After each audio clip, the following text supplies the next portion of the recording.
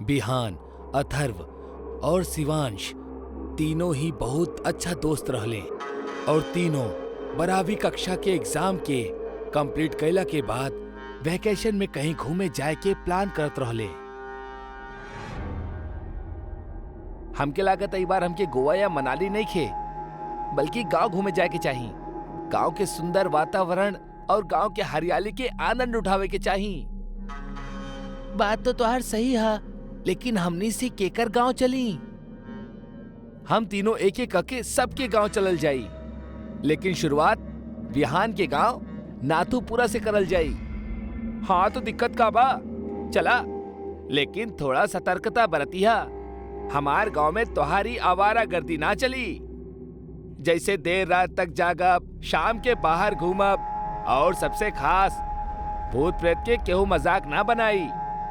अरे हाँ, हम तो भुलाइए गल रहनी, तोहार गांव अंधविश्वासी के साथे साथे कायर और फट्टू भी बा। देखा, आप तोहार ज्यादा हो रहा बा। बिहान, तू साइंस के इतना बढ़िया स्टूडेंट होखला के बाद भी ई भूत प्रेतन पे विश्वास करेला। लेकिन कसूर तोहार भी नहीं खे, काहे कि तोहार तो जड़ वैजा से ही जुड़ल बा, ता ई ता लाजमी बा। लेकिन तू टेंशन मत ला, ई बार हम तोहार और तोहार गांव वालन दोनों के गलतफहमी दूर कर दे। अब तीनों दोस्त आए वाला वैकेशन में गांव जाए के प्लान करत रहले और तीनों लोग चुन ले बिहान के ऊ भूतिया गांव, जहां शाम ढलला के बाद वो गांव के चुड़ैल निकलेला और गांव में अकेला टहल रहले कौना भी इंसान के जान से मार देवेली। वो तीनों के भूत पे जरा भी विश्वास न रहे और ई बार उनकर मकसद भी इहे रहल कि वो गांव पहुंच के वो चुड़ैल वाली बात के उनकर गलतफहमी साबित कर दी, जौन वो लोग इतना साल से पाल के रखले बाड़े। शाम के ट्रेन से वो लोग अगला दिन दोपहर में पहुंच गए रहले बिहान के गांव नाथूपुरा। वो तीनों बिहान के घर पहुंचले। उनकर गांव के पुश्तैनी मकान में सिर्फ बिहान के दादी ही रहत रहली और बाकी के लोग शहर में ही सेटल्ड रहले। अरे बेटा, तू आ गईला, बहुते अच्छा कैला। जा जल्दी हाथ मुंह धोला, हम खाना लगा देतानी, जा। तीनों दोस्त खाना खा के एक ही कमरा में अपना अपना बेड पे रेस्ट करत करत बात करत रहले। अरे तू लोग सो काहे गईला? अपन मकसद भूल गईला का? अथर्व अपना दोनों दोस्तन के साथे कमरा से बाहर चुपके से निकलेला और दादी के कमरा में घर के चाबी लेवे जाला। अथर्व अकेले दादी के कमरा में गल रहे। वो जैसे ही वापस जाए खातिर मुड़लस, एक पतला सा हाथ ओकर टी शर्ट पकड़ लेलस और पीछे से एगो डरावनी आवाज आयल। चाबी रख दो यहाँ। अथर्व जैसे ही पीछे पलटलस, वो देखलस कि बिहान के दादी ओकर कंधा पे हाथ रख के ओकरा के रोकनी हा। असल में बिहान के दादी कौनो इंसान ना बल्कि एगो चुड़ैल रहली, जेकर चेहरा वो अंधेरी रात में भी इतना भयानक लागत रहे कि कमजोर दिल वाला तो वहीजे ही मर जात। ये देख के अथर्व वहीजे कापत कापत बेहोश हो गए। जब बहुत समय तक अथर्व वापस न लौटलस, तब उनकर वो दोनों दोस्त दादी के कमरा में आइले। तब देखले कि उनकर दादी बेड पर रहली ही ना। अरे दादी कहाँ गईली? वैसे दादी रात के 1 बजे कहाँ जा सकेली? अरे हो सकेला वॉशरूम गईल होखी, लेकिन पहले ई डरपोक के उठावा, ना जाने का देख लेलस कि यही भी होश हो गईल। वो दोनों उ रात ना जा पावेले, काहे कि अथर्व वो हालत में ना रहे। अगली सुबह अथर्व के जब आँख खुलेला तो ओकरा ओके ठीक बगल में विहान के दादी बैठल दिखेली, जौन अभी भी वह खौफनाक चेहरा के साथ ही रहली। बेटा, तू हमारा अच्छा बच्चा बड़ा ना, केहू के कुछ मत बताइया कि हम के बानी, ना त केहू तहरा ना जान पाई कि तू के रहला। हाँ, अच्छा बेटा हमार। एकरा बाद बिहान के दादी वहीजा से चल जाली। अथर्व अबही भी सदमा में ही रहल और अपन दोनों दोस्तन के यहाँ से जितनी जल्दी हो सके निकल जाए खातिर कहेला। उहे शाम जब तीनों दोस्त गांव के सैर करत रहले त ऊ एक चीज नोटिस करत रहले कि हर केहू उनसे दूर भागत रहल। केहू ऊ लोगन से बात ना करल चाहत रहल। उनकरा एकर वजह पता ना चलत रहे। एक चाय के टपरी चलाए वाला अब्दुल चाचा रहले जे बिहान के तब से जानत रहले जब से बिहान बहुत छोट रहल। बिहान वो अब्दुल चाचा के पास गईल और उनसे कहलस, अब्दुल चाचा हमरा के भूल गला का? ना बेटा, हम तोहरा के कैसे भूलब? हम तोहरा के तो अपन गोद में खिलौले बानी। एकर बाद विहान उनकर गांव के चुड़ैल और शाम ढलला के बाद केहू के भी गांव में ना दिखे के कारण पूछेला और इहो पूछेला कि आखिर ऊ तीनों के देख के गांव के लोग भाग काहे रहल बाड़े। बेटा असल कहानी ई बा कि जौन गांव के चुड़ैल के जिक्र तू इतना साल से सुन रहल बाड़ा, ई कौनो और नहीं खे बल्कि तुहार दादी बिया। गांव के चुड़ैल जौन रात में निकले वालन के शिकार करेला ऊ तुहार दादी बिया।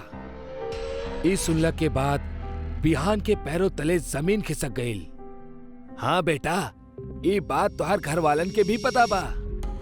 आज से 7 साल पहले तुहार दादी बहुत बीमार हो गई रहली, लेकिन एक चुड़ैल उहे समय गांव में साया बनकर घूमत रहली।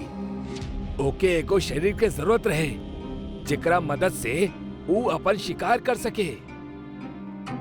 जब गांव के लोग ओकरा के मारे गईले तब तुहार दादी भी उनमें से एक रहली, लेकिन लौटा समय वो चुड़ैल तुहार दादी के आत्मा के बांसवाड़ी में बांध देलस और वो चुड़ैल के आत्मा तुहार दादी के शरीर में घर कर गई।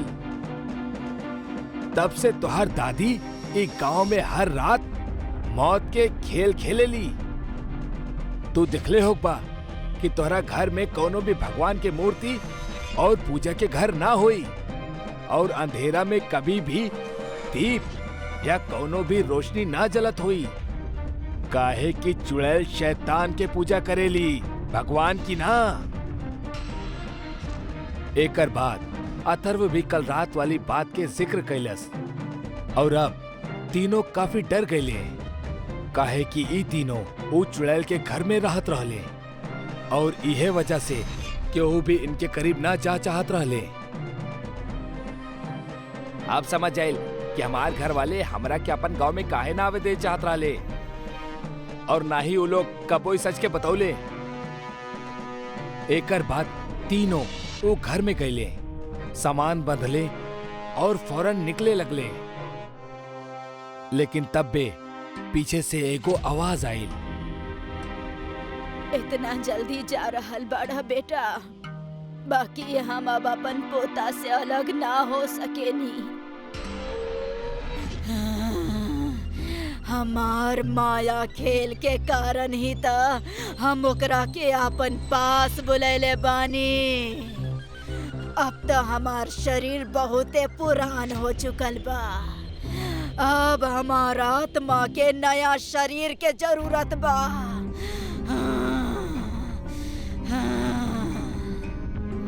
इतना कहा थी बिहान के दादी के अंदर बसल वो चुड़ैल के आत्मा बिहान के शरीर के अंदर दस्तक देहलस और इस सारा डरावना दृश्य देख के वो दोनों दोस्त अपन जान बचाकर भाग गए। कहेले अब बिहान के दादी के जगह बिहान के शरीर वो चुड़ैल के घर बन चुकल बा, जो अगला 60 साल तक यूं ही एक गांव में हर रात ऐसने मौत के खेल खेली। मेघा बहुत दिन के बाद अपना सहेली से मिले ओकर गांव जात रहली। ओकर ट्रेन बहुत रात में गांव के स्टेशन पर पहुंचलस। वो ट्रेन से उतरल और आसपास रिक्शा या टैक्सी ढूंढे लागल। स्टेशन बिल्कुल सुनसान रहल, मेघा के दूर दूर तक कौनो भी इंसान नजर ना आवत रहल। वो थोड़ी बेचैन हो गई। बहुत ढूंढे पे ओके एगो रिक्शा नजर आयल, जेके अंदर ओकर ड्राइवर सुतत रहल। मेघा ओ रिक्शा वाला के पास गई। सुनी भाई साहब। का हा? जी हमरा गांव जाए के बा। ड्राइवर आंख खोल के मेघा के तरफ देखलस और एकदम से डर के चिल्ला लागल, चुड़ैल चुड़ैल बाबा, चुड़ैल चुड़ैल, हमरा के ज्यादा, हम कुछ न कले बानी। चिल्लात चिल्लात मेघा से दूर जाए लागल। ई आप का करल बानी?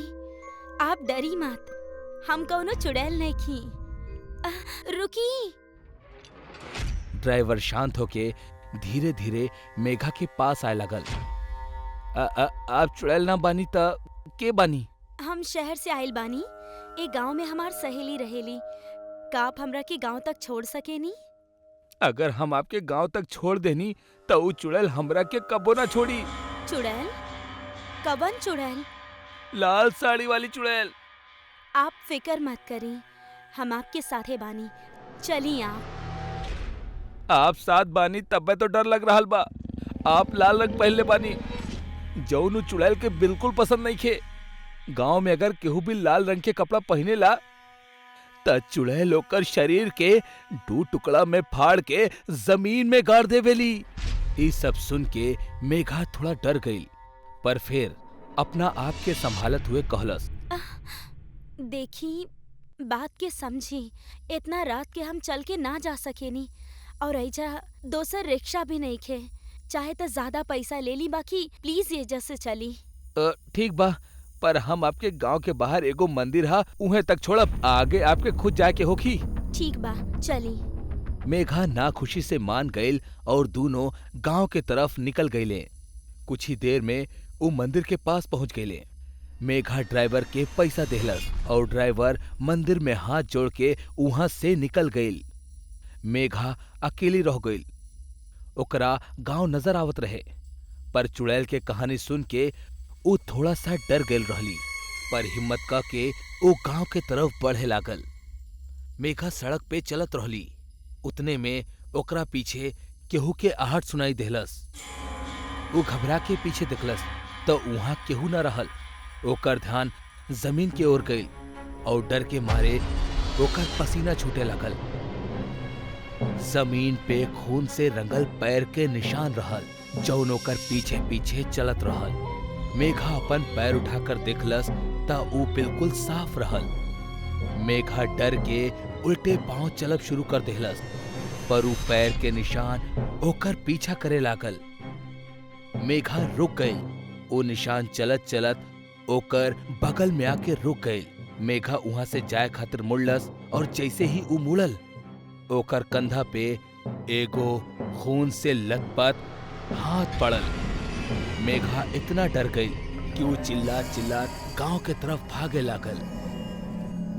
मेघा चिल्लात चिल्लात गांव में पहुंचलस। हमरा के बचावा, ना दई चुड़ैल हमरा के मार डाली, हमरा के बचावा।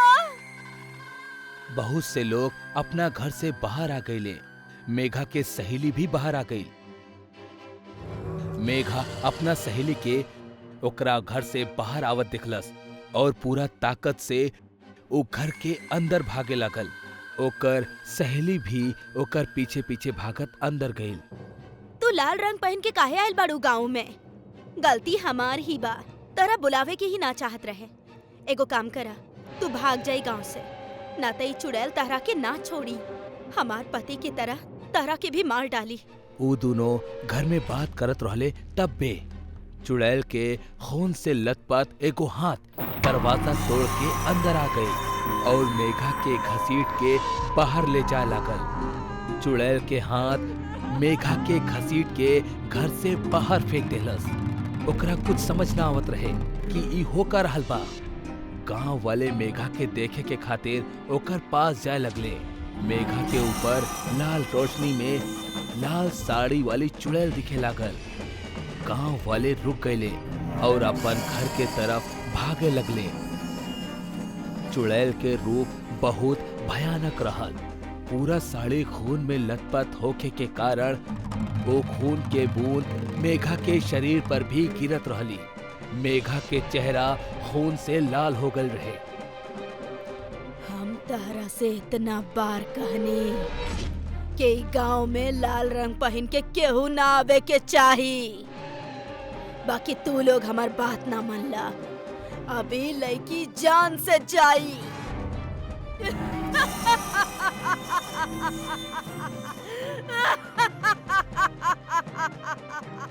इतना कह के वो चुड़ैल भयानक हंसी हंसे लागल। चुड़ैल के देख के मेघा भागे लगली। मेघा के भागत देख चुड़ैल अपन हाथ लंबा कैलस और ओकरा हवा में उठा देलस। चुड़ैल मेघा के अपना सर के ऊपर उठा लेलस और ओकर शरीर के बीच में से फाड़े लागल।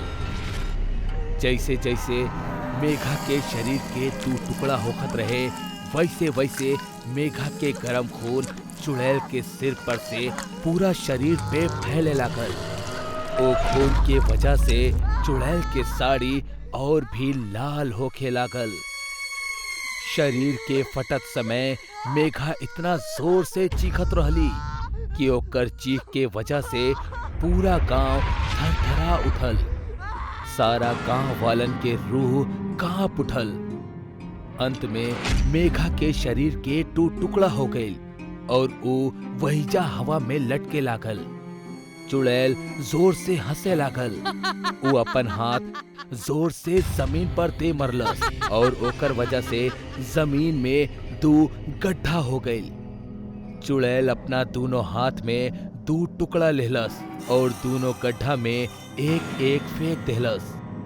जैसे ही टुकड़ा गड्ढा में गिरल, ओकरा ऊपर अपना आप मिट्टी गिरे लागल और देखत ही देखत गड्ढा ढक गई।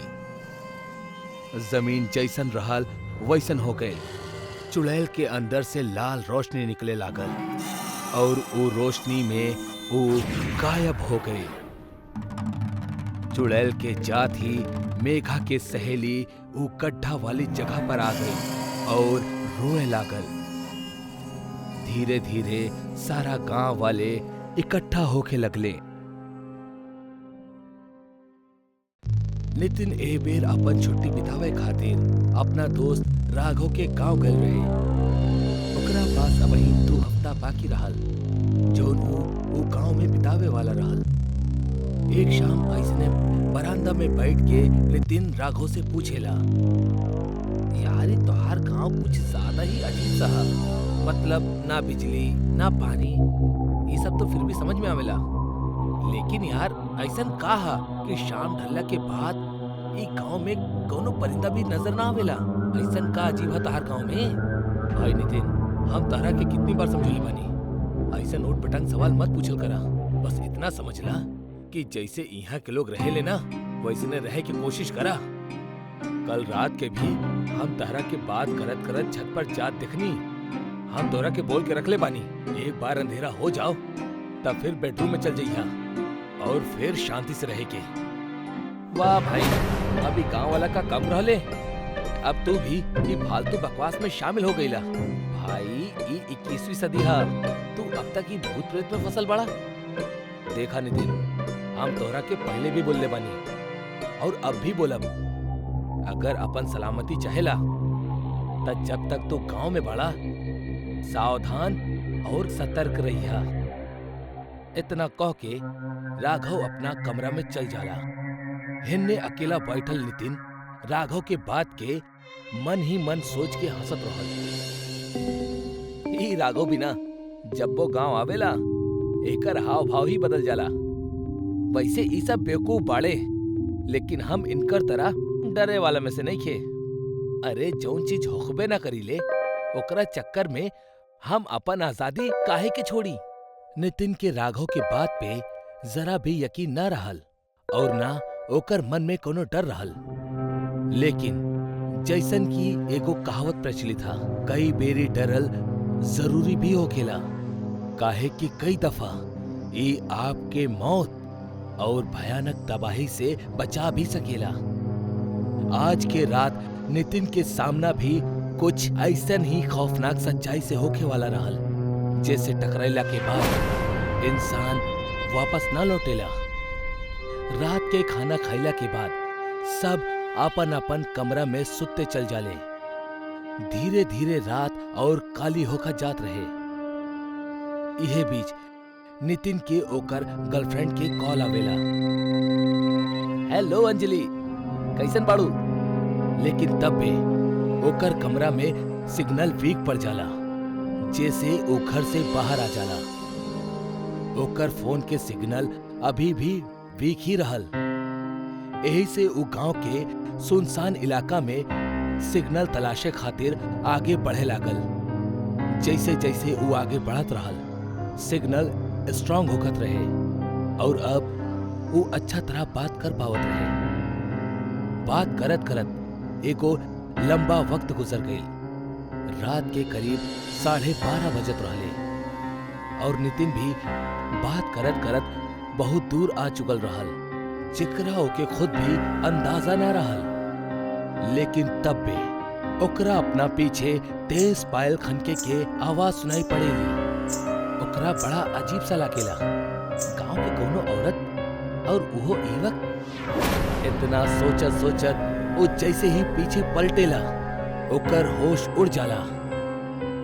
एगो जलल चेहरा वाली औरत, जेकर पैर उल्टा रहल और आंख काली, वो ओकर करीब आवेली और एकर साथ ही नितिन एकदम जोर से चिल्लाए लागल और वहीजे फिसल कर गिर गई। एकर साथ ही ओकर फोन के बैटरी भी जवाब दे देवेली और फोन स्विच ऑफ हो जाला। लेकिन अगला ही पल वो डरावनी औरत नितिन के नजर के सामने से गायब हो जाली।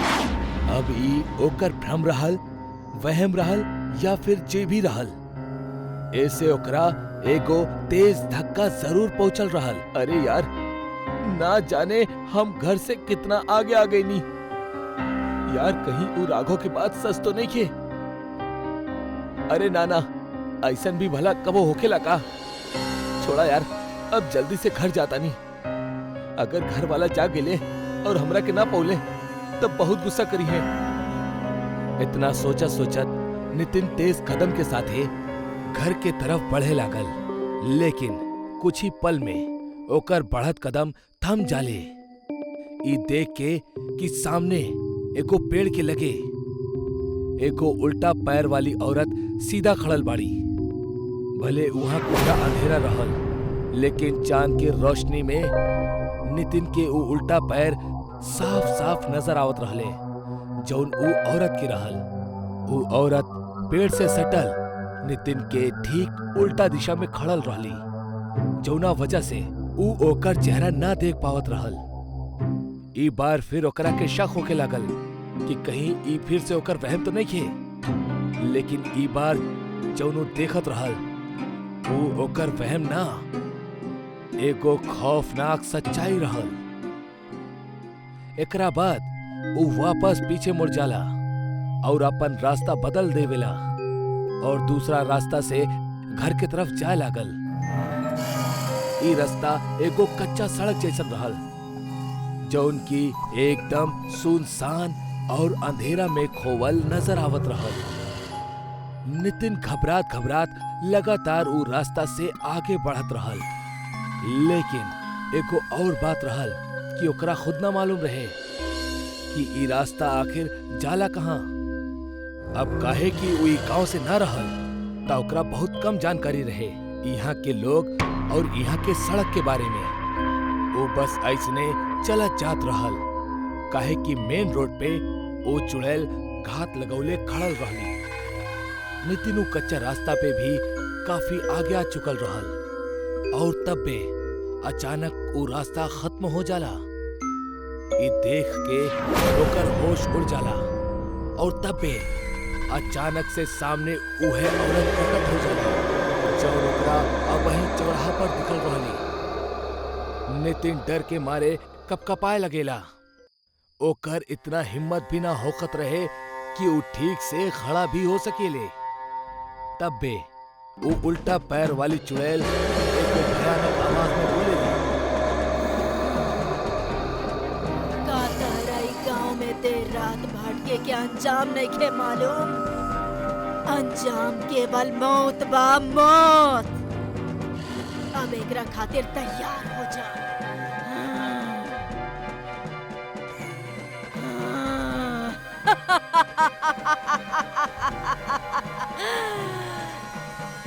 एकरा बाद वो चुड़ैल नितिन के पैर पकड़ के ओकरा जंगल के रास्ता पे खींचे लगेली। नितिन लगातार रहम के भीख मांगेला। ना, अरे हमरा के छोड़ दा, हमरा के ना मालूम रहे, हमरा के ना मालूम रहे। ई सब चलत ही रहल कि तबे ओकरा एगो और आवाज सुनाई देवेली, नितिन, नितिन। ई आवाज राघव के रहल। ई आवाज के सुनत ही नितिन खुशी से चिल्लाए लगेला, राघव, हमार भाई, हम एजा बानी, जल्दी से आजा। राघव अपना दादाजी के साथ हाथ में मशाल लेके वहीं आ जाला। मशाल के देखत ही वो उल्टा पैर वाली चुड़ैल वहां से गायब हो जाली और नितिन मौत के मुंह में जाए से बाल बाल बच जाला। जेकर डर रहल वही भइल ना, हमके तो से इहे उम्मीद रहल। वो तो शुक्र रहा तोहार गर्लफ्रेंड के, जौन कॉल कट होखला से पहले तोहार चीख सुन लेलस और तुरंत हमरा के कॉल कैलस और हमनी के यहाँ पहुँच गई, वरना आज तक तहार जिंदगी के चैप्टर क्लोज रहल। अरे हाँ यार, अब हमरा के याद आ गई, जब हम पहली बेरी उस चुड़ैल के देख के चिखले रहनी तब हमार फोन चालू ही रहल। तहार बहुत बहुत शुक्रिया दोस्त। तोहार जैसन बच्चा ना जाने की उम्र में काहे इतना नादानिया करेले। जब तोके बोलल गइल हा कि एगो उल्टा पैर वाली चुड़ैल ई गांव में हर रात घूमेली और जवान पैर के तलाश में होकेली, तब तोके ओकर खौफ होके के चाही। खैर, ऐसा बेवकूफी फिर कबो दोबारा मत करिया। एकरा बाद सब अपन अपन घर लौट चले। गांव घर में यही मानल जाला कि चुड़ैल के पैर हमेशा उल्टा होखेले, जैसे कि आप एगो बड़ा सा भीड़ में भी ये पहचान सकेले कि कहीं इंसान के भेष में आपके सामना कोनो चुड़ैल से तना भइल। आज महेश और श्रुति के शादी भइल रहे। दोनों के ई लव मैरिज रहे और दोनों अपन शादी से बहुत खुश रहले। महेश के ड्राइवर बहुत तेज रफ्तार में गाड़ी ड्राइव करत रहल, जौना वजह से गाड़ी बहुत बेरी डिसबैलेंस भी होकत रहे। तब बे महेश ओकरा के टोक के कहलस, अरे ओ ड्राइवर भैया, शादी के पहली ही रात बा, मरवा देबा का, थोड़ा धीरे चलावा। अरे साहब, ई जौन शॉर्टकट आप बतौले बानी ना, वो एगो भूतिया मंदिर से होके गुजरेला और कहेले वो मंदिर के आस पास डायन भी भटकेली, जौन आए जाए वाला लोगन के अपना वश में कर लेवेली या उनकरा साथ ही चल देवेली। वाह, कहानी तो बहुत बढ़िया बा, लेकिन अफसोस हम ऐसन कहानी बहुत सुनले बानी, तो अब ई सब हमरा के बचकाने लगेली। तब बे श्रुति ओकरा रोक के कहेली, महेश, तोहरा पास तनी भी समझ नहीं खे का? ऐसे सुनसान जगह पर ए तरह भूत प्रेत के मजाक ना उड़ावेले। देख लेला ड्राइवर भैया, तोहरा वजह से अब मैडम से डांट पड़ रहा बा हमरा। तब बे गाड़ी ऊ भूतिया मंदिर से गुजरे लागेली और ठीक उहे वक्त ना जाने गाड़ी के का हो जाला कि गाड़ी अपने आप धीम होके बंद पड़ जाली। ओहो, ये का कर रहल बड़ा यार? अगर ये सब तू हमने के डरावे खातिर कर रहल बड़ा तो याद रखिया, हम तोहार नौकरी खा जाइब। अरे का सरकार, आप भी डर के मारे हमार खुद के जान हलक में अटकल बा। ऐसे में हम आपके डरावे के सोच भी कैसे सकेनी। न जाने गाड़ी के हिजे आकर काहे बंद होके के रहल। वैसे जौन तू बतौले रहला ई कोनो मंदिर है ना? वैसे कौन भगवान के हिजा पूजा होकेली?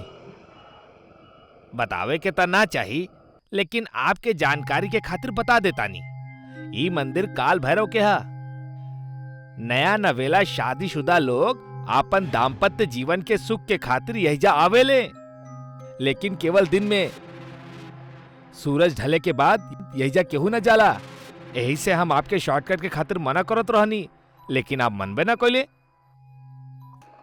अरे वाह, अगर ई कोनो मंदिर है और खासकर शादीशुदा जोड़न के खातिर, तब तो हमरा के जाए के चाहिए। महेश तू पागल हो गइल बाड़ा का तोहार दिमाग खराब हो गइल बा? हमनी ये वक्त आधा रात के मंदिर जाए? अच्छा, तब मतलब तू ना चाहेलू कि हमनी के दाम्पत्य जीवन सुखी होखे? ना, हम ऐसन बिल्कुल ना करल बानी। बाकी अगर मगर कुछो ना, तू चला, हम तोरा साथ बनी ना। अरे हमार मालिक मत जाई, वो डायन यही के इंतजार में रहेली। महेश ड्राइवर के बात के एकदम से नकार के श्रुति के साथे कार से उतरेला और मंदिर के तरफ चल जाला। ओकर नजर मंदिर के दरवाजा पे पड़ेली, जेकरा देख के ऐसा लागत रहे जैसे कि कोनो 500 साल पुराना दरवाजा होके, काहे कि वो पुराना दरवाजा में जंग लागल रहे। मंदिर तो बाहर से बड़ा इंटरेस्टिंग लग रहा बा। चली मैडम, अंदर चल के देखल जाओ। महेश, हमरा के ये जगह कुछ ठीक नहीं खेलागत। प्लीज हमार बात समझा। श्रुति महेश के रोके के कोशिश करेली, लेकिन महेश ना रुकलस और अंदर चल जाला। लेकिन तब बे श्रुति की याद आवेला कि ओकर बाबा ओकरा के एगो शक्तिशाली ताबीज दिले रहले, जौन की ओकर बैग में रहल। महेश, याद बा बाबा दुआ के तौर पर हमनी के ताबीज देले रहले? हमरा के लागेला हमनी के वो ले लेवे के चाही। ठीक बा, तू गाड़ी से जाके ओके लेके आवा, तब तक हम अंदर तोहार इंतजार कर रहल बानी। इतना कहा थी महेश मंदिर के अंदर चल जाला। श्रुति के ऊ वक्त एगो अजीब सा साया अपना आसपास महसूस होकत रहल। यही वजह से वो धीमे धीमे डरत डरत वापस गाड़ी के तरफ लौट आवेली। दूसर तरफ महेश बिना केहू के परवाह कैले मंदिर के अंदर दाखिल हो जाला। वो पूजा घर के तरफ बढ़ेला। वो जैसे ही पूजा घर में दाखिल होखेला, मंदिर के घंटी अपने आप आपस में टकराल शुरू हो जावे, जैसे आरती में होखेला। ओ वक्ता हवा भी ना चलत रहल, त ई घंटी आपस में कैसे टकरात रहल। तब बे ओकर नजर मंदिर के मूर्ति पर पड़ेली। अरे ई मंदिर हा या भूतिया घर? पूजा घर में ना तो कोनो दीप जल रहल बा और ना ही कोनो भगवान की मूर्ति बा। महेश खुद से ई बोलत ही रहल कि तब बे ओकर पीछे से श्रुति आवाज देवेली, महेश डार्लिंग, हेने आजा। महेश तुरंत पीछे पलटेला। श्रुति अपन बाह फैलाए खड़ल रहल। अरे हमार जान, तू आ गेलू। हम तोहार कब से इंतजार करत रहनी। अब सिर्फ दूर से ही प्यार बरसई बा कि पास भी आई बा? अरे काहे ना हमार जान, अब अहीं आवतानी। महेश श्रुति से जाके गले लागेला। श्रुति ओकरा से कहेली, महेश का तू भूल गईला आज हमनी के सुहाग रात बा? अरे इहो कोनो भूले के बात है भला, लेकिन हमरा के ऐसन कहे लागता कि हमरा से ज्यादा तोरा में बेचैनी हा सुहाग रात मनावे के। बेचैनी काहे ना होई? का सुहाग रात अकेले तोहार बा? ठीक है, फिर जल्दी से घर पहुंचल जाओ और फिर हमने स्पेशल नाइट के एंजॉय करल जाओ। अरे बाबा, रात तो पहले ही बीत चुकल बा। घर पहुंचत पहुंचत सुबह हो जाई, फिर का खा के रह जाई सुहाग रात। तब फिर यही मंदिर में हमनी आज सुहाग रात मनाई। महेश श्रुति के अपना बाहों में लेवेला और ओकरा साथे हम बिस्तर होके लागेला। लेकिन तब बे महेश के नजर ऊपर टंगल कांच के झालर पर पड़ेली, जेकरा देख के महेश के तेज झटका लागेला। ओकरा श्रुति के शरीर के जगह एगो चुड़ैल के डरावनी शक्ल और भद्दा शरीर नजर आवत रहल, जबकि असलियत में ऊ श्रुति रहल। महेश के समझ आवेला कि ऊ आपन सुहाग रात श्रुति के साथ ना बल्कि कोनो चुड़ैल के साथ मना रहल बा। तू के बाड़ू? छोड़ा हमरा, तू तो एगो चुड़ैल बाड़ू। महेश ऊ चुड़ैल से हटे के पूरी कोशिश करेला, लेकिन ऊ ऐसन करे में नाकामयाब होखेला और धीरे धीरे ओकरा तेज दर्द भी होखे लागल। ओकरा ऐसन लागत रहल कि बहुत जल्द अब ऊ थक के मर जाई। ऊ चुड़ैल जौन श्रुति के रूप लेके महेश के अपना जाल में फंसौले रहल, ऊ अब फिर से अपना असली चुड़ैल के रूप में आ जावेली। बहुत समय बाद हमरा के कोनो मर्द मिलल बा। अब हम अपन हवस के प्यास बुझा के रहब। हाँ, हाँ। महेश दर्द से तड़पे लागेला। खुशकिस्मती से तब बे वैजा श्रुति पहुंच जाली। महेश तू का कर रहल बड़ा? श्रुति महेश के वो चुड़ैल के साथ हम बिस्तर होत देख लेवेली। वो तुरंत अपना तावीज के महेश के तरफ फेंक देवेली, जैसे वो चुड़ैल जले लागल और महेश के आजाद कर देवेली। फिर महेश और श्रुति भागत भागत गाड़ी के तरफ आवेले, जहां उनका ड्राइवर गाड़ी स्टार्ट करेला। शुरू में तक गाड़ी स्टार्ट न होखत रहे, पर दुआ कैला के बाद गाड़ी स्टार्ट हो जाली और ऊ सब वहां से तेजी से निकल जाले।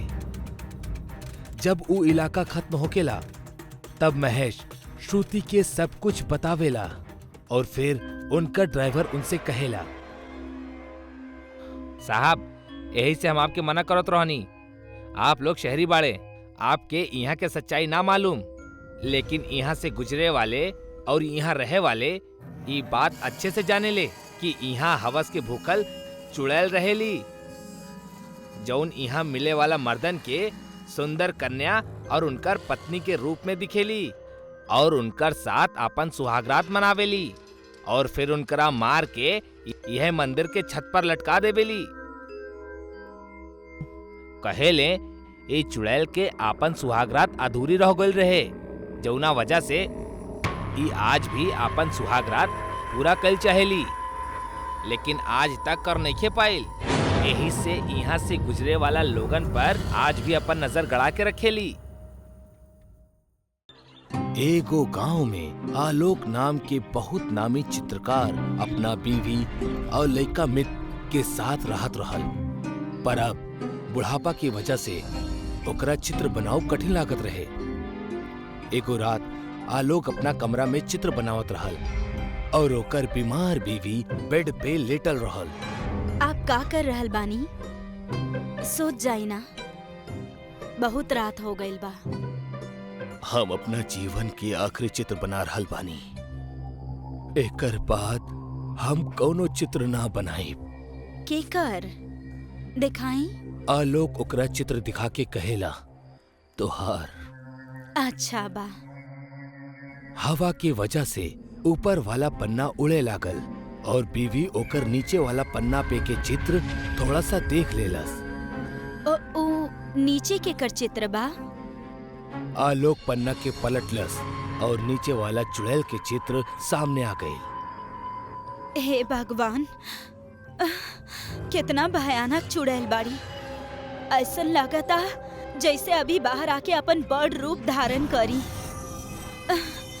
आप ऐसा चित्र काहे बनैनी? दरअसल यह हमार आखिरी चित्र रहल, पर हम सोचनी तोहार भी एगो चित्र बनावे के चाहिए। ओ चुड़ैल के चित्र के देख के पद्मनी के चक्कर आवे लागल। आलोक, हटाई एकरा के सामने से। हमरा के तकलीफ हो रहल बा। हटाई एकरा के। आलोक फौरन ओ चित्र के एगो कपड़ा से ढक के पद्मनी के बेड पे लेटा देलस। अरे तू सुच्चा, अमो थोड़ा देर में सुच जाई। आलोक अपना चित्र के काम के रोक देलस और कमरा के बाहर चल गई। पद्मिनी कमरा में अकेली सुतत रहली। खिड़की से तेज हवा अंदर आवत रहे। एकर वजह से वो कपड़ा उड़ गई और चुड़ैल के चित्र फिर से दिखे लागल। वो अंधेरा कमरा में वो चुड़ैल के चित्र चमकल शुरू कर देलस और पन्ना धीरे धीरे वो बोर्ड से निकले लागल। पन्ना पूरा निकले के बाद उड़ के पद्मनी के मुंह के पास आ गए और चेहरा जोर से दबावे लागल। पद्मिनी के सांस अटक जाए की वजह से वो जोर जोर से फड़फड़ाए लागल। वो पन्ना के हटावे के कोशिश करे लागल, पर ओकर कोनो फायदा ना भइल। पद्मिनी के आवाज भी ना निकलत रहे। धीरे धीरे ओकर शरीर हिलब भी बंद हो गई और ओकर मौत हो गई। पद्मनी के मरला के बाद वो चित्र वापस वो बोर्ड पे चिपक गई। आलोक कमरा में आयल और पद्मनी के शांति से सुतत देख ओकर बगल में सुत गई। दूसरा दिन के सुबह आलोक और ओकर बेटा मित के पद्मिनी के बारे में पता चलल तो उनकरा बहुत दुख भइल। वो लोग उनकर अंतिम विधि के पूरा कैले। जब ओकर चिता जलत रहे तब आलोक के कुछ याद आयल और वो अंदर की तरफ भागल। वो अंदर पद्मिनी के चित्र के पास आयल और ओकरा देखे लागल। ई तो हर आखिरी निशानी है, एकरा भी तू अपने साथे ले जा। इतना कह के वो झटका से पद्मनी के चित्र बोर्ड से निकललस और बाहर आके के चिता में फेंक देलस। पर फेंकला के बाद ओकरा पता चलल कि वो चुड़ैल के चित्र भी फेंक देलस। वो रोवे लागल और मीत के लेके घर के अंदर चल गई। उहे रात आलोक अपना कमरा में बेड पे अकेला लेटल रहल। ओकरा पद्मिनी के बहुत याद आवत रहे। उठल और पद्मनी के चिता के पास चल गई। वो चिता के पास पहुंचल और एगो पत्थर पे बैठ के शांति से चिता के देखे लागल। इतने में ओकर नजर चिता में फसल एगो कागज पर पड़ल। आलोक वो कागज के उठौलस और देखला के बाद वो बहुत चकित सा हो गई। वो चुड़ैल के चित्र वाला कागज रहल। अरे ई कागज जलल कैसे ना? आलोक के कुछ समझ में ना आवत रहल और वो भागत भागत मीत के पास गए। अरे बेटा मीत, ई देखा, ई आग में ना जलल और एकर ऊपर के चित्र भी सही सलामत था। केकर चित्र? चुड़ैल के। दोनों बहुत डर गए। अचानक वो कागज अपने आप हिले लागल और छत तोड़ के हवा में उड़ गई। आलोक और मीत डर के मारे बाहर भाग गए। वो दोनों घर से दूर भागे लगले और याकायाक रुक गए। उनकर सामने हवा में चुड़ैल के चित्र के कागज खड़ा रहल और अब वो पहले से बहुत ज्यादा विशाल हो चुकल रहल। ओकरा अंदर के चुड़ैल हिलत रहली। आलोक, तू हमरा के जलावे के कोशिश कैले बाड़ा। अब हम तारा के जिंदा ना छोड़ब। तोहार बीवी के बाद तू हमार शिकार बाड़ा। मतलब पद्मनी के तू मरलू? हाँ। चुड़ैल जोर जोर से हंसे लगली। आलोक डर के मारे भागे लागल, पर वो चुड़ैल ओकरा कागज से घेर लेलस। आलोक कागज के घेरा में घिर गई। चुड़ैल आलोक के हवा में उठा के कागज में जकड़ लेलस और ओकर शरीर के मोड़े लागल। यही के साथ ही आलोक के हड्डियन के टूटे के आवाज आवे लागल। वो दर्द की वजह से चिल्लात रहल। अंत में ओकर आवाज शांत हो गई और वो कागज आलोक के खून से जगह जगह लाल पड़ गई रहे। चुड़ैल कागज के झटका से खुल्लस और आलोक के मुड़ल शरीर मीत के सामने आके गिर पड़ल। मीत डर के निगाह से आलोक के तरफ देखत रहल। चुड़ैल मीत के पास आवे लागल। अब तोहार बारी। मीत डर के मारे पीछे जाए लागल। वो नीचे पड़ल एगो लकड़ी के उठौलस और चुड़ैल से डर के बोलस, देखा आगे मत अइहा। तू हमरा के एगो छोट सा लकड़ी से ना मार सकेला। चुड़ैल हंसे लागल और मीत के नजदीक पहुंच गई। जैसे ही वो चुड़ैल मीत के पकड़े के खातिर आगे बढ़ल, मीत उ लकड़ी के जोर से घुमौलस और उ कागज में छेद हो गई। एकर वजह से उ चुड़ैल पीछे हट गई। मीत देखलस कि उ छेद से काला खून बहत रहे। खून ई वजह से बहत रहे काहे कि जहाँ छेद भइल रहे वही जा चुड़ैल के पैर बनल रहल और वो खून ओकर पैर से बहत रहल। मीत ई देख के हंसे लागल। आवा उठावा हमरा, आवा ना। चुड़ैल के गुस्सा आ गइल और उ मीत के उठा के कागज में जकड़ल शुरू कर देहलस।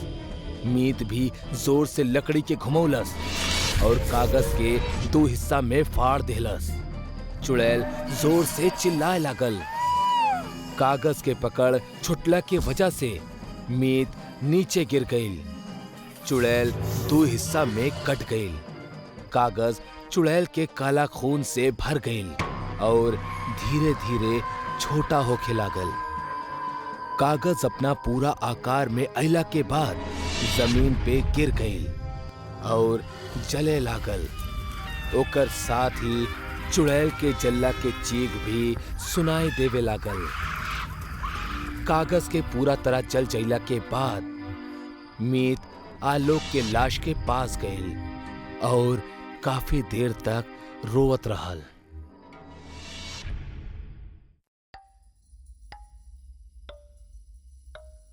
ठंड के महीना रहल और आज हरिया एकदम भोर में 3 बजे के करीब ही अपना हाथ में बाल्टी लेके खेत पहुंच गई। हरिया रोजाना एकदम सवेरे जाग के अपन खेत में जात, सिंचाई करत, फसल के अलग करत और पूरा दिन खेती करे में बिता देत। ओकर दिनचर्या कुछ यही तरह की रहल। दूर दूर तक के नजारा एकदम सन्नाटा में खोल रहल। हर तरफ अंधेरा आपन राज जमा के रख ले रहल। हरिया उ खेत में अपना खातिर एक छोटा सा टाट के मकान बनवले रहल, जिनमें उ अक्सर देर रात के भी रुक जात रहे। उ मकान के उ छोट से बल्ब के जैसे ही जलौलस, हरिया के नजर ओकरा से 200 मीटर के दूरी पर खड़ल एगो औरत पर पड़ल, जौन खेत के बीचों बीच गहरा गड्ढा खोदत रहली।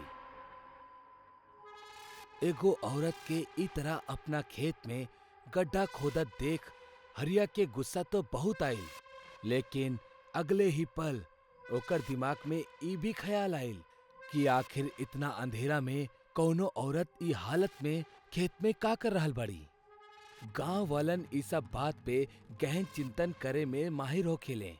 हरिया एक पल में ही समझ गई कि दाल में जरूर कुछ काला बा।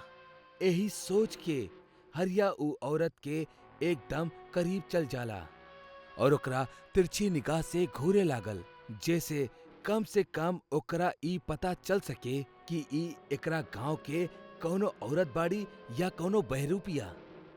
लेकिन उ औरत बड़ा घूंघट कैले रहल, जौना वजह से हरिया उ औरत के चेहरा ना देख पावत रहे। हरिया उ औरत के आवाज देवेला, अरे तू कर का रहल बाड़ू? ए तरह खेत के बीच तू गड्ढा काहे खोद रहल बाड़ू? का ऐसन करा बेगो औरत के शोभा देवेला? उ औरत ना त एक बार भी हरिया के सवाल के जवाब देहलस और ना ही उ अपन काम रुकलस, बल्कि अब त उ गड्ढा खोदे के रफ्तार के और भी ज्यादा तेज कर देहलस। उ औरत के ई बर्ताव से हरिया के बहुत गुस्सा आयल और ऊ औरत पे चिल्लाए लागल। औरत बाड़ू, यही से इज्जत कर रहल बानी, ना ता अब तक धक्का मार के अपना ही खेत से तोहरा के बाहर निकाल देती। बंद करा एकरा। हरिया के दोबारा दखल देहला पर ऊ औरत गड्ढा खोदा बंद तो कर देवेली, लेकिन फिर ऊ हरिया के एक टक घूरब शुरू कर देलस। अगले ही पल ऊ औरत हरिया के खेत से बाहर निकल जाए के इशारा करे लागल। देखा था जरा ये औरत के तेवर, एक था चोरी, ऊपर से सीना चोरी। हे औरत, चला निकल जा हमरा खेत से बाहर। हरिया इतना कहत कहत ऊ औरत के घूंघट हटावे के खातिर ओकर तरफ हाथ बढ़ावे लागल, लेकिन तब्बे अचानक ऊ औरत एकदम से गायब हो गई। 2 पल पहले हरिया जौन औरत पर चिल्लात रहल, अगले ही पल ऊ औरत के बहत हवा में एकदम से गायब हो जाब कौनो बहुत बड़ खतरा के तरफ इशारा करत रहल। बाप रे, ई हम केकरा से पंगा ले लेनी? ई तब कौनो भूतनी रहली। ना जाने हमार बुद्धि भी कहाँ घास चरे गल रहे कि जौन हम ई औरत के टोक देनी। हरिया अपन कदम के तेज कैलस और जल्दी जल्दी भागे लागल। वो खेत से बाहर निकले ही वाला रहल कि तब्बे ओके अपना सामने ठीक वही औरत दिखाई देवेली जौन हरिया के कुछ समय पहले दिखल रहे। हरिया ओकरा देख के अपन कदम पीछे ले लेवेला। वो औरत धीरे धीरे हरिया के करीब बढ़े लगेली। हरिया एकदम घबरा जाला। तब्बे वो औरत अपन घूंघट उठावेली। ओकर चेहरा देख के हरिया के पसीना छूटे लागल। लाल आंख से टपकत खून, डरावनी शक्ल और लटकत जीभ। ऊ औरत के ई रूप देख के हरिया फिसल के जमीन पर गिर पड़ेला। बाप रे, ई औरत तो डायन बाड़ी। हमके छोड़ दा, हमके मत मारा। हमार बीबी और बच्चा बाड़े। परिवार ता हमार भी रहे। बाकी याद बा, यही खेत में आज से 5 साल पहले तू गांव वाला लोग हमार परिवार के दफना देला। आज जब हम ई खेत में आजाद भईनी तो सबसे पहले हम अपन बच्चा लोग के कब्र के खोदल शुरू कैनी, जेकरा से कि हम उनका के जिंदा कर सकी। बाकी तू बेरहम इंसान, हमरा के तो ऊ भी ठीक से ना करे दे रहल पड़ा। अब तो हार मरल तय बा। हमरा के माफ कर दा, हमरा के बख्श दा। हम गांव में केहू से ना बताए कि तू वापस आ गेल बाड़ू। इतना कह के हरिया खेत से बाहर की तरफ भागे लगेला, लेकिन तब बे वो डायन हरिया के पीठ पर झपट्टा मारेली और ओकरा अपना साथे जमीन के अंदर खींचे लागेली। ठीक उहे तरह जैसे कोनो जिंदा शख्स के जमीन में दफन कैल जाला। उस समय पूरे वातावरण में बस हरिया के चीख ही सुनाई देत रहल। कुछ देर में हरिया के चीख भी शांत हो जाली, लेकिन तब तक एगो गांव वाला जौन की उहे खेत में खेती करत रहल, ऊ वहीजा आ जाला और हरिया के चीख सुन लेवेला। ऊ फौरन गांव वालन के बुला लेवेला ताकि हरिया के मदद कैल जा सके, लेकिन जब तक गांव वाले पहुंच ले बहुत देर हो चुकल रहे। कुछ गांव वालन खेत के देख के थोड़ा घबरा जावेले, लेकिन हरिया के वो खेत से बाहर निकाले के खातिर वो लोग धीरे धीरे वो खेत के करीब जाए लगले। वो सब लोग मन ही मन डरल तो बहुत ज्यादा रहले, लेकिन फिर भी वो सब लोग खेत के खुदाई शुरू कर देले। तब बे खेत के अंदर से एगो औरत के डरावनी आवाज आवेली। हाँ, भाग जा यहाँ से, चल जा। हाँ। इससे पहले कि गांव वाले कुछ सोच पाए या कर पाए, वो भयानक डायन वो खेत से निकले ली और वो खेत में दाखिल भयल सभी गांव वालन के एगो झटका में पाताल में खींच लेवेली और सबके भयानक चीखन के साथ एक किस्सा वहीजे खत्म हो जाला। अगला कई दिनों तक एक घटना के जिक्र गांव में बराबर होखत रहे। गांव वालन के कहा भा कि वो घटना के बाद कब्बो भी गांव के उ खेत में खेती ना हो सकल, बल्कि पूरा जमीन बंजर बन गईल। सालों पहले कौनो औरत के अपना 2 बच्चा के साथे ओ खेत में बैठ के तंत्र साधना करत देखल गईल रहे, जौन गांव के मासूम लोगन के बलि देत रहली। यही वजह से एक दिन मौका पाके जब वो औरत अपना साधना में व्यस्त रहली, गांव वालन कोनो तांत्रिक के मदद से ओकर दोनों बच्चा के चुरा ले और बड़ा गुप्त तरीका से खेत में ही उनकरा जिंदा दफन कर देले। एकर बाद गांव वालन उ औरत के भी बांध देले और उहे खेत में दफन कर देले और 5 साल बाद उहे खेत से उ औरत डायन बन कर निकलस और आज उ डायन उहे खेत में वास करेली।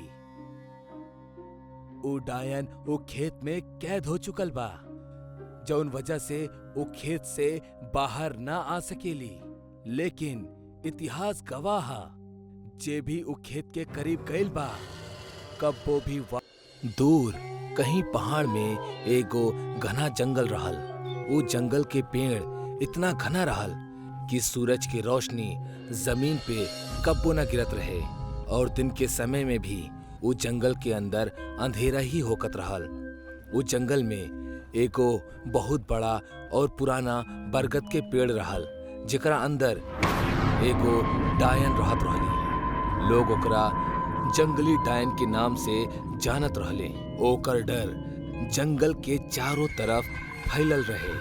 वो डायन इतना खतरनाक रहली कि जंगली जानवर भी ओकर आहट से दूर भागत रहले। जंगल के बाहर एगो झोपड़ी रहल, जहवा नमन अपना बीमार माँ के साथ रहत रहल। एक दिन ओकर माँ के हालत बहुत खराब हो गई। माँ, तोहार हालत बहुत खराब हो गई बा। हमरा जंगल में जाके वो जड़ी बूटी लावे के ही पड़ी। ना, तू ओ जंगल में कबो ना जाइबा। ओ जंगली डायन के वजह से हम तोहर पिता के खो चुकल बानी। अब तोहरा ना खोए चाहे नी बेटा। और अगर हम ना गईनी तो हम तोहरा के खो देहब। हमरा के कुछ ना होई माँ, हम ज्यादा अंदर ना जाइब। ना तोहरा हमार किरिया, तू ओ जंगल के तरफ देखबा भी ना। अब जा, रात के जलावे खातिर कुछ लकड़ी लेके आवा। नमन हताश होके बाहर आ गई और कुल्हाड़ी उठा के लकड़ी लावे निकल पड़ल। वो घर से थोड़ा दूर आइल और एगो जगह लकड़ी काटे लागल। इतना में नमन के आपन माँ के खांसे के आवाज सुनाई देहलस। वो गुस्सा से कुल्हाड़ी फेंक देहलस और कहलस, हर बार माँ कसम दे के रोक लेवेली, लेकिन ई बार ना, आज त हम दवाई लेके ही आई। नमन कुल्हाड़ी के उठौलस और दौड़ के घर के तरफ आइल। घर के अंदर झांक के देखलस तब माँ आंख बंद करके लेटल रहली। वो धीरे से एगो मशाल उठौलस और जंगल की तरफ भागे लागल। नमन जंगल के सीमा पर पहुंच गई। दोपहर के समय रहल और जंगल के बाहर कड़ी धूप रहल, पर जंगल के अंदर इतना घना अंधेरा रहल कि माना रात होखे। नमन जंगल में जाए से पहले मशाल जलौलस और कुल्हाड़ी और मशाल लेके धीरे धीरे अंदर जाए लागल।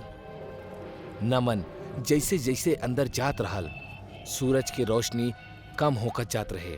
थोड़ी देर बाद रोशनी के दिखब बंद हो गई और नमन मशाल के सहारे आगे बढ़े लागल। वो जंगल बिल्कुल शांत रहल कि मानो जंगली डायन से डर के चुप बैठल होके। थोड़ा दूर अइला पे नमन के इंसान और जानवर के कंकाल दिखाई देवे लागल। उ डर गईल, पर फिर भी हिम्मत क के आगे बढ़त रहल। चलत चलत उ बरगद के पेड़ के पास पहुंच गईल। नमन बड़ा हिम्मत क के वो घना पेड़ के तरफ देखलस। वो बरगद इतना शांत और डरावना रहल कि सच में एगो जंगली डायन के तरह दिखत रहल। वो बिना आवाज कैले आगे बढ़त रहल। आखिरकार नमन जड़ी बूटी वाला जगह पे पहुंच ही गई। वो मशाल एगो पत्थर पर रख देलस और जड़ी बूटी तोड़े लागल। वो बहुत सारा जड़ी बूटी के लेहलस और मशाल उठावे के खातिर आगे बढ़ल। जैसे ही वो अपन कदम आगे बढ़ोलस, ओकर पैर एगो लकड़ी पे पड़ गई और वो लकड़ी टूट गई। वो लकड़ी टूटे के आवाज पूरा जंगल में गूंज गई। नमन डर गई। वो जड़ी बूटी कमर से बंधलस और मशाल लेके तेजी से चले लागल। ओकर पैर के आवाज अब पूरा जंगल में गूंजत रहल।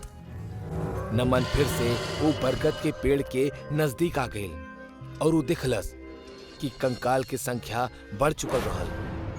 वो भागे लागल और भागत भागत ओकर पैर एगो कंकाल पे पड़ गई। ओकर इतना जोर से आवाज भइल कि सारा पंछी शोर करे लगले। डर के मारे नमन के पैर वहीं से जम गई। शांत दिखे वाला वो बरगद के पेड़ अचानक हिले लागल। ओकर टहनी बड़ी होके लगली। उ सब देख के नमन भैया से भागे लागल, पर एगो टहनी ओकरा के रोक लेहलस और उठा के ओकरा अपना पंजे में जकड़ लेहलस। अब वो बरगद के चीर के एगो जंगली डायन बाहर निकले लागल। ओह पेड़ जितना लंबा और दिखे में बेहद भयानक रही। नमन उस सब देख के बहुत ज्यादा डर गई और मदद के खातिर चिल्लाए लागल, बचावा बचावा बचावा हमरा के।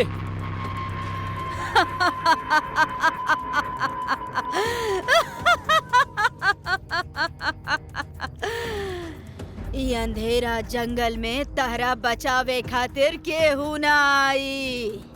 आज बहुत दिन के बाद इंसान खाए के मिली। वाह, बहुत अच्छा बात बा। खाए के बाद हम ओकरा के भी खा जाइब। मरे खातिर तैयार हो जा। डायन नीचे पड़ल एगो कंकाल के हवा में उठौलस और ओकर हड्डी अलग कर देलस।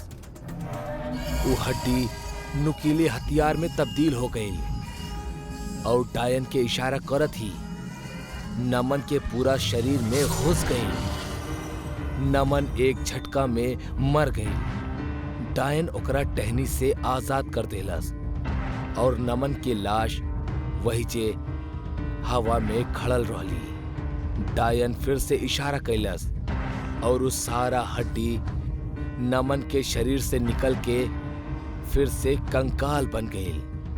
नमन के पूरा शरीर से खून बहे लागल। डायन फिर से जोर जोर से हंसे लागल। इतने में एगो टहनी आइल और नमन के पेट में घुस गई। वो टहनी नमन के डायन के करीब लेके गई।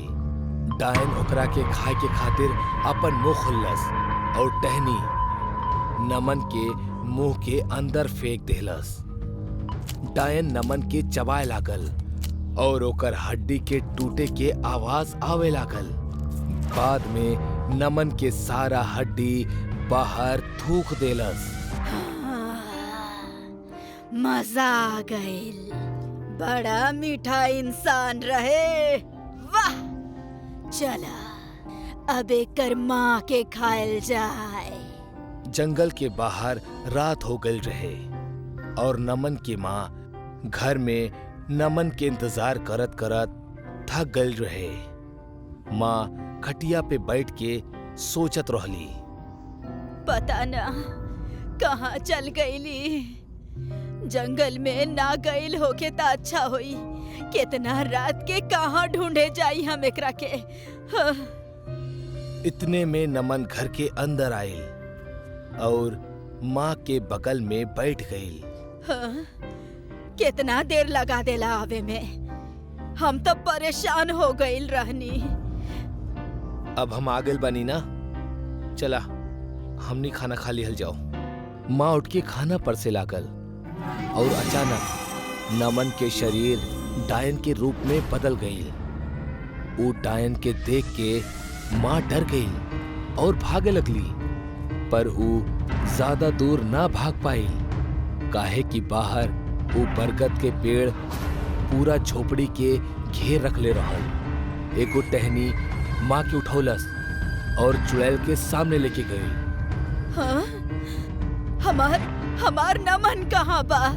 का कैलू तो ओकरा साथे? कहाँ बा हमार नमन? अभी पता चल जाई। डायन अपन मुंह खुल्लस और टहनी माँ के डायन के मुंह में फेंक देलस। डायन माँ के निकल गई और सारा हड्डी वापस बाहर थूक देलस। डायन पेड़ में चल गई और वो पेड़ जमीन में धंस के गायब हो गए। पहाड़ के पीछे से सूरज उगे लागल। जैसे ही सूरज की रोशनी माँ के हड्डी पे गिरल, हड्डी जले लागल। रीमा और सोम ई दू चोर रात के समय गांव-गांव घूम के चोरिया करत रहले। दोनों के एमे बहुत मजा आवत रहल। एक रात ऐसे ही चोरी करे के इरादा से रीमा और सोम एक गांव में आ पहुंचले। दोनों एक पेड़ के नीचे बैठ के गांव के देखे लगले। गांव दिखे में छोटा रहल, पर घर बहुत अच्छा और बड़ा रहल। देख रहल बड़ू रीमा, गांव के सब लोग बहुत पैसा वाला दिख रहल बड़े। ये गांव तो हमनी के एक ही रात में अमीर बना दी। लेकिन ये अमीर लोग बहुत चालाक हो खेले। इनकर घर में चोरी कईल आसान ना हुई। अरे तू ओकर चिंता मत करा, हमरा लगे एगो तरकीबा। ई गांव के अमीर लोग बहुत डरपोक होखेले। हमनी इनकरा के नकली चुड़ैल बन के डरावल जाई और फिर लूट लिहल जाई। ई तो बहुत अच्छा आइडिया बा। अब इनका नकली चुड़ैल से क्यों ना बच। इतना कह के रीमा चुड़ैल की तरह हंसे लागल और बारिश शुरू हो गई। गांव में गुरुनाथ नाम के एगो आदमी अपना बीवी के साथ रहत रहे। वो बहुत अमीर ना रहे, पर पैसन के कोनो कमी भी ना रहे। वो रात वो दोनों घर में गप्पा लड़ावत रहले। तब बे घर के लाइट चल गई। अरे ई का, तू यही रुका, हम देख के आवतानी। शायद बारिश की वजह से चल गई होगी। गुरुनाथ वजह से चल गई। बाहर अचानक बिजली कड़कल और नालिनी डर गई। थोड़ा ही देर में ऊपर से गुरुनाथ के जोर से चीखे के आवाज आई। वो आवाज से नालिनी और भी डर गई। गुरुनाथ का भइल आपके? नालिनी अंधेरे में दौड़ के ऊपर जा लगल। उहे वक्त ऊपर से गुरुनाथ भी दौड़ के नीचे आवत रहे। सीढ़ी के बीचों बीच दोनों टकरा गए और नीचे गिर गए। नालिनी गुरुनाथ के देखलस। वो बहुत डरल रहल और ओकर सर से खून बहात रहे। ई खून कैसे निकल रहल बा? ऊपर ऊपर के बा ऊपर? चुड़ैल। चुड़ैल के नाम सुन के नालिनी भी डर गई। तब वे दोनों दिखले कि सीढ़ी से एक और रोशनी उनकर तरफ हवा में तैरत आ रहल बाड़ी। दोनों डर के मारे भागे लगले और घर के बाहर जाए के कोशिश करे लगले, पर घर के दरवाजा बाहर से बंद रहल। गुरुनाथ दरवाजा तोड़े के कोशिश कैलस, पर ओकर कुछ भी असर न भइल। इतने में पीछे से एगो भयानक आवाज आई। रुक जा। दोनों पीछे मुड़ के दिखले तब वहीजा एगो चुड़ैल हाथ में मोमबत्ती लेके खड़ल रहली। ओ मोम के रोशनी में ओकर डरावना चेहरा बहुत ज्यादा भयानक लागत रहे। भागे के जरूरत नहीं खे। अगर जैसन हम कहतानी वैसन तू लोग ना कैला तो हम तोहनी दोनों के मार डालब। तू जौन कहबू ऊ हम करब, पर हमके जायदा प्लीज। हाँ, अच्छा बात बा। इतना कह के चुड़ैल हंसे लागल। ओकरा बाद चुड़ैल अपन एगो हाथ खिड़की की ओर बढ़ौलस और अपन उंगली हिलावे लागल। जैसे ही चुड़ैल उंगली हिलौलस, एगो बड़ा सा बैग खिड़की से उड़कर अंदर आ गई और चुड़ैल के सामने जमीन पे गिर गई। ही देख के गुरुनाथ और नालिनी बहुत ज्यादा डर गईले। हाँ, तोहनी के सारा पैसा और सामान लेके ई बैग में डाल दो। दोनों एक दूसरे के तरफ देख के सोचे लगले। उतने में चुड़ैल चिल्लाए लगल। हाँ, जल्दी करा ना तो ई आग से तोहनी दोनों के जला दे। गुरुनाथ जाके बैग के उठौलस और भागत भागत पैसा लेवे चल गए। चुड़ैल वहीचे खड़ा रह के नालिनी के घूरत रहे। नालिनी चुड़ैल के ऊ भयानक चेहरा के देख के डरत रहली। अचानक खिड़की से जोर के हवा आयल और चुड़ैल के साड़ी उड़े लागल। नालिनी की नजर चुड़ैल के पैर पे गई। वो देखलस कि चुड़ैल साड़ी के अंदर जीन्स पहनले बाड़ी। नालिनी के चुड़ैल पर शक होखे लागल। ई चुड़ैल तो कोनो लड़की लागेली जे चोरी के इरादा से एजा आइल बाड़ी। हमरा ई बात गुरुनाथ के बतावे के होई। नालिनी चुपके से अपन चप्पल उतरलस और वो मोमबत्ती पे दे मरलस। एकर वजह से मोमबत्ती बुझ गई और घर में अंधेरा हो गई। अंधेरा होखत ही नालिनी गुरुनाथ की तरफ भागे लगल। गुरुनाथ, रुक जाई, ई नकली चुड़ैल बाड़ी। चुड़ैल भी ओकर पीछे भागे लगल, पर अंधेरा के वजह से ओकर सर कौनो चीज से टकरा गई और वो नीचे गिर गई। घर के लाइट फिर से आ गई। चुड़ैल के आवाज सुन के गुरुनाथ और नालिनी ओकर पास आइले।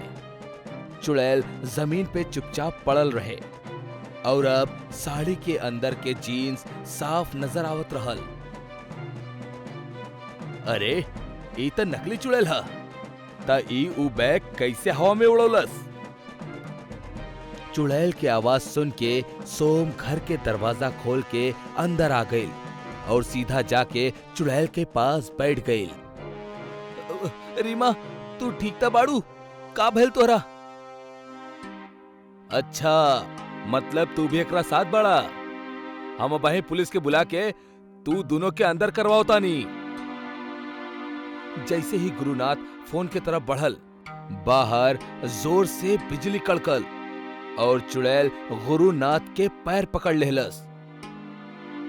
गुरुनाथ एकदम से चौंक गई। चुड़ैल के शरीर धीरे धीरे हवा में उड़े लागल। ये देख के नालिनी और गुरुनाथ के साथ साथ सोम भी डर गई। काहे कि ओकरा पता रहल कि साड़ी के अंदर त रीमा रहल। अरे ई का हो रहल है? ई त आम लड़की बाड़ी जे नकली चुड़ैल बनले रहली। रीमा? चुड़ैल हवा में खड़ा हो गई। कौनो रीमा नहीं खे यहाँ। ई पैसा के बैग हमरा के दे दाना था, हम तोहनी सबके मार डालब। गुरुनाथ डरत डरत कहलस, हम न देहब। नालिनी, ई जरूर इनकर कोनो नया चाल होखी। का कहला? चुड़ैल गुस्सा में आके गुरुनाथ के हवा में उठा देहलस और दीवार पे फेंक देहलस। चुड़ैल ऊ बैग के उठौलस और बाहर आसमान में गायब हो गई। सोम दौड़त दौड़त बाहर आई। और चुड़ैल के दिशा में देखे लागल। सोम के खुद के आंख पर यकीन न होखत रहे, काहे कि ओकर दोस्त जो नकली चुड़ैल बनल रहे वो अब असली चुड़ैल के रूप लेके इंसानन के मारत रहे।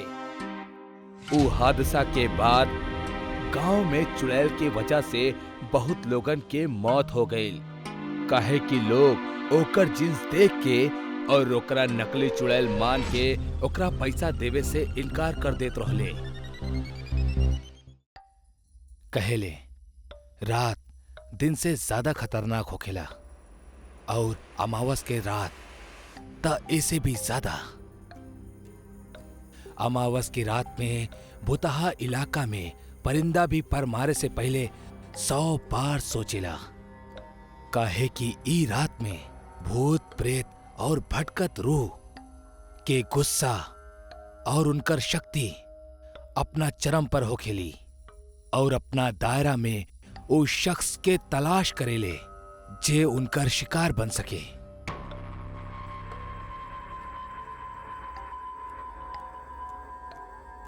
दादाजी ई भूत ऊत कुछो ना होखेला। रउआ समझी, अगर कल हम शाम तक शहर ना पहुंचब तो हमार बॉस हमके नौकरी से निकाल देई। देखा बेटा, जॉब तोहरा के दूसरों मिल जाई, लेकिन जिंदगी ना। हम कहा तानी आज रात रुक जा, काहे कि आज अमावस के रात बा और आज भटकत रूह शिकार करे खातिर पागल होखेली। दादाजी अब रउआ हमके गुस्सा होके पे मजबूर मत करी और जाए दी ना, हमके कुछो ना होई। संजय के ऑफिस के छुट्टी खत्म हो चुकल रहल और ओकर बावजूद भी वो ऑफिस ना पहुंचल। यही वजह से कल तक ओके शहर कोनो भी कीमत पर पहुंचे के रहल। घर वालन के लाख समझौला के बाद भी संजय केहू के एक ना सुनलस और अपन सामान लेके गांव के पुराना कब्रिस्तान के पास बनल इकलौते बस स्टैंड के पास अकेले पैदल ही चल पड़ल। ना जाने गांव के लोग कितना अंधविश्वासी बाड़े, पता ना का कहानी बनावेले। संजय अबहीं कुछ देर चलल ही रहल कि तबहीं आसमान के बादल काला पड़े लगल और तेज हवा चले लगल। ऐसन लगत रहे जैसे ई हवा संजय के बार बार कौनो खतरा के संदेश दे रहल बा। लेकिन वो कहेले ना, विनाश काले विपरीत बुद्धि, और ऐसन ही कुछ संजय के साथ होके वाला रहल। संजय रात 11 बजे वो भूतिया गांव में अकेला रह ही रहल। वो अब वहीं आगे कुछ दूर ही गए रहल कि तब पे ओके ऐसन लगल जैसे ओकरा पीठ पे केहू हाथ रख ले हो। ऐसन महसूस होखा थी संजय एकदम से घबरा गए और पीछे पलट के बोलस, के बा? जब संजय पीछे पलटलस तो ओकरा के केहू न दिखल और एकरा बाद वो अपना सफर के कंटिन्यू करे लगल। वो अब एगो चौराहा पर पहुंच चुकल रहे जहां पे 4 रास्ता आपस में जुड़त रहे। संजय के चौराहा से सीधा सामने के रास्ता पे एगो आदमी दिखल जे सॉल लपेटे रहलस। ओके देख के संजय के थोड़ा हिचक भय कि भला ई शख्स इतनी रात में बेवजह मूर्ति के समान रोड पर का कर रहल बा। संजय बिना कोनो हरकत कैले वहीजा उस सॉल लपेटल आदमी के बेहद नजदीक से गुजरल। वो आगे बढ़त जात रहे, लेकिन ओके बार बार ऐसा लागत रहे कि कोनो शख्स ओकरा साथ साथ ओके पीछे चल रहल बा। संजय बहुत ज्यादा घबरायल रहे, पर फिर भी हिम्मत करके वो पीछे पलटलस त देखलस पीछे वही सॉल लपेटल आदमी पीछे खड़ल रहे। संजय के वो आदमी के बिहेवियर बहुत अजीब लगल। वो कहीं संजय के पीछा तो न करत रहे। संजय दोबारा अपना रास्ता चले लगल और ई बार भी उस शॉल लपेटल आदमी ओकर साथ साथ चले लगल। जब संजय चलत त ओकर परछाई बन के ऊ आदमियों चलत। जब संजय रुक जात त ऊ आदमी भी रुक जात। संजय अब ई चीज से बहुत ज्यादा इरिटेट हो चुकल रहे। यही से ई बार ऊ रुकल और पीछे पलट के ऊ आदमी पे बहुत जोर से चिल्लाए लगल। के बाड़ा तू? कोनो पागल बाड़ा का? ई तरह आधी रात के वक्त हमार पीछा काहे करत तारा? ऊ आदमी ए पर कोनो रिएक्ट न कैलस और बिना कुछ बोलले चुपचाप खड़ा रहल। ओकर ई रवैया संजय के और गुस्सा दिलावत रहे। यही वजह से संजय ओकरा गले से सॉल के निकाल लेहलस तो ओकरा एक जोरदार झटका लगल। ओकरा सामने जौन आदमी खड़ा रहल ओकर चेहरा पूरा जलल रहे और आंख के पुतली सफेद रहे। भूत! ई बोलत बोलत संजय वहां से भागे लगल। अबही हूँ एको भयानक चेहरा वाले प्रेत के दिखले रहल। तब पे अचानक से ऊ आदमी संजय के एकदम सामने आ गई और दांत निकाल के हंसे लगल। मारते हब तो के तोहार हिम्मत कैसे भइल हमार असली चेहरा के घूरे के और हमार सॉल निकालने के? तू हमार असली और बदसूरत चेहरा देख ले बड़ा। अब तो हार मरल तैबा। अब हमके माफ कर दा, मत मारा हमके, हमसे गलती हो गई। तो के पता बना आज अमावस के रात बा। आज के रात जे पे भी हमनी के नजर पड़ेला ओकर अस्तित्व यही समाप्त हो जाला। इतना कहा थी वो प्रेत संजय के सीना में अपन हाथ घुसा देलस और एगो झटका में ओकर दिल बाहर निकाल लेलस जौन अबहिनो धड़कत रहे। संजय के आखिरी चीख के साथ ही गांव के माहौल फिर से डरावना और शांत हो गई। अगला सुबह गांव वालन के संजय के लाश सड़क पे पड़ल मिलल जिनमें दिल न रहल।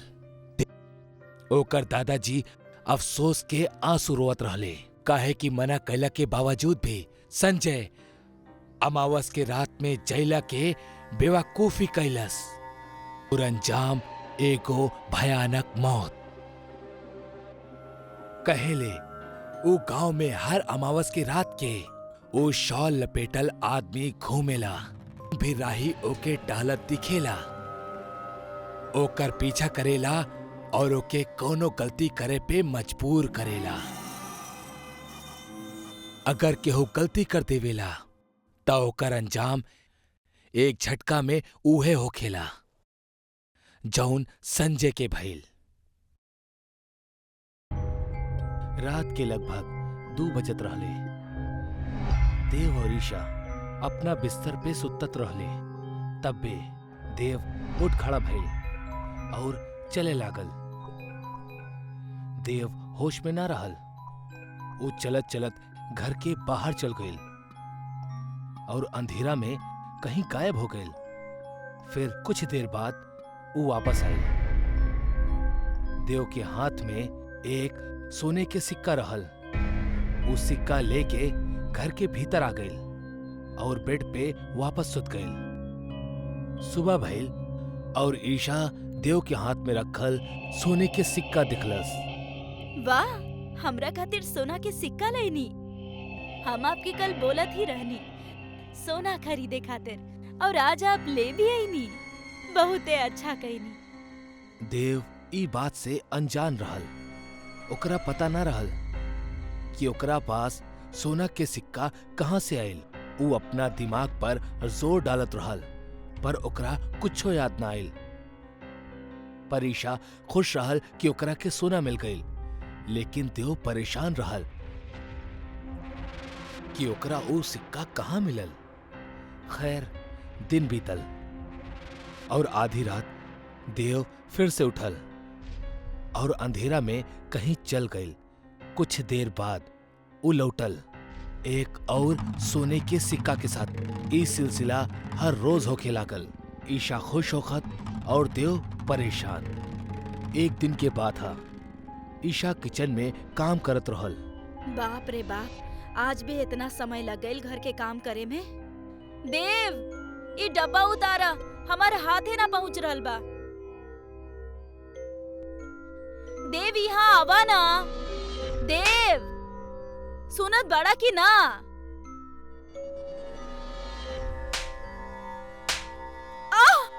आइंदा से हमरा के हाथ मत लगइहा। देव ईशा के जोर के तमाचा मरलस और वहां से चल गई। कितना जोर से मरले बानी, हम का गलत कर देनी? जा हम वो बात ना करब। रात के समय रहल। देव और ईशा सुतत रहले। नींद में ईशा देव के छाती पर हाथ रखलस। देव अपन आंख गुस्सा में खोलेला और ईशा के तरफ देखेला और गुस्सा में ईशा के जोर से लात मार के बेड से नीचे गिरा देवेला।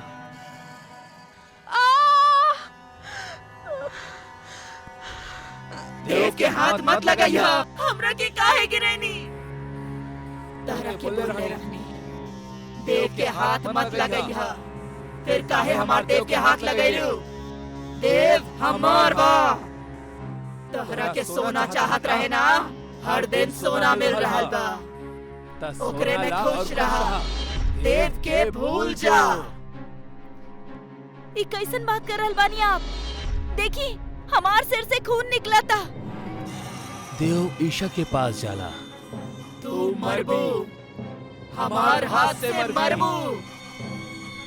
देव ईशा के गला पकड़ के हवा में उठा लेवेला। ईशा के दम घुटे लगेला। तब्बे केहू के चले के आवाज आवेली। एगो अघोरी खिड़की के पास आके खड़ा हो जाला।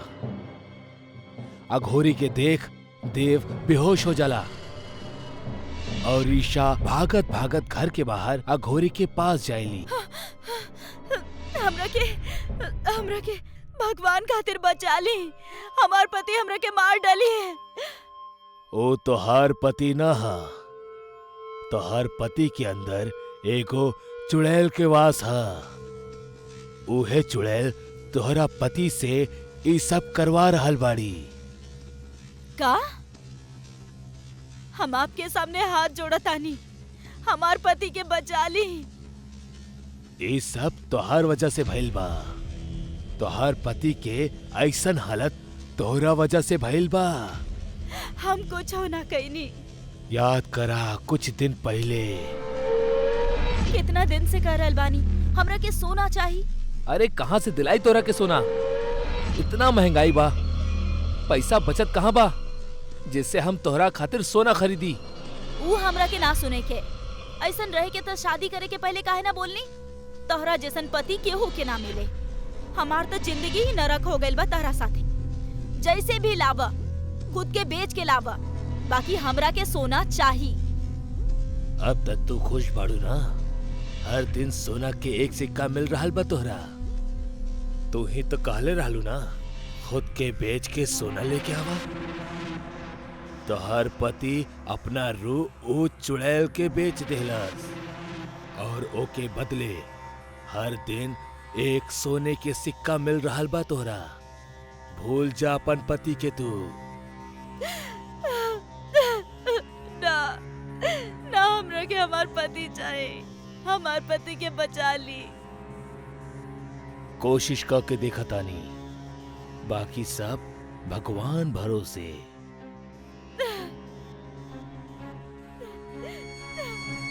ठीक बा। लागत देव उठ गए। चुप करके हमार पीछे आवा। रात के 2 बजल रहले। देव उठ के जंगल की ओर चल पड़ेला।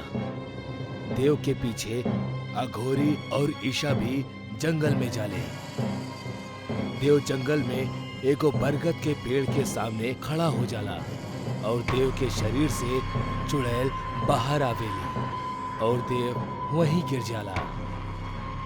ई तो डाकनी चुड़ैल बाड़ी। डाकनी चुड़ैल जैसे ही बाहर आवेली, अघोरी देव के माथा पर भभूति लगा देवेला और हाथ में एगो लाल धागा बांध देवेला। और देव के आसपास बभूत से एगो घेरा बना देवेला। डाकनी चुड़ैल पेड़ से बाहर आके चिल्लाए लगेली।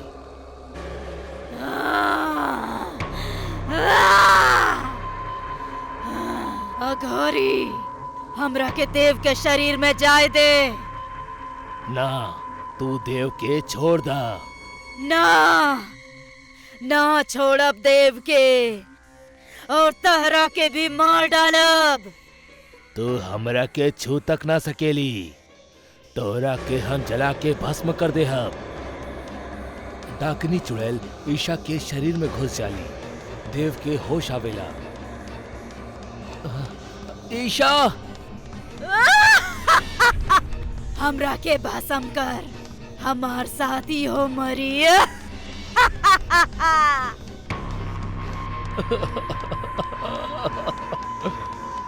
ईशा के बाल खुल जाले और वो उल्टा पेड़ से लटक जाली। ओम ह्रीम क्रीम चामुंडाय नमः। ओम ह्रीम क्रीम चामुंडाय नमः। ईशा के शरीर छोड़ दे, वरना ई पेड़ के ही जला दे हम। ना, ना, तू ऐसा कुछ ना कर बाघोरी। हम जरूर करब। भोलेनाथ के मर्जी हा। तोहरा के ईशा के शरीर छोड़े के ही पड़ी। ईशा के छोड़ दा और अपना पेड़ में वापस लौट जा। ठीक बा, ठीक बा, हम जा रहल बानी। डाकनी चुड़ैल ईशा के शरीर छोड़ के बरगद के पेड़ में घुस जाली। अघोरी, आज तो तू एकरा के बचा लेला, बाकी हम देव के ना छोड़ब। अघोरी गुस्सा में पेड़ के तरफ देखलस और फिर वो अपना शक्ति से बरगद के पेड़ में आग लगा देहलस।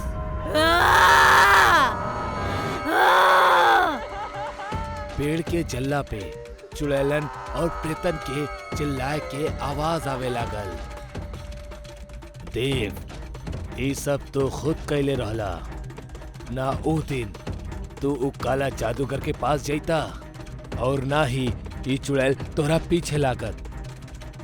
इंसान अपना लोभ और स्वार्थ के खातिर काला जादू के इस्तेमाल तो कर लेवेला, पर उहे काला जादू ओकर पतन के कारण बन जाला। अब अहिनो वक्त बा, सुधर जा। ई बार हम तोरा के बचा लेनी, पर हर बार ना आइब। घर जा और जो कुछ भी तोरा लगे बा उहे में खुश रहा। ज्यादा के लालच मत करा।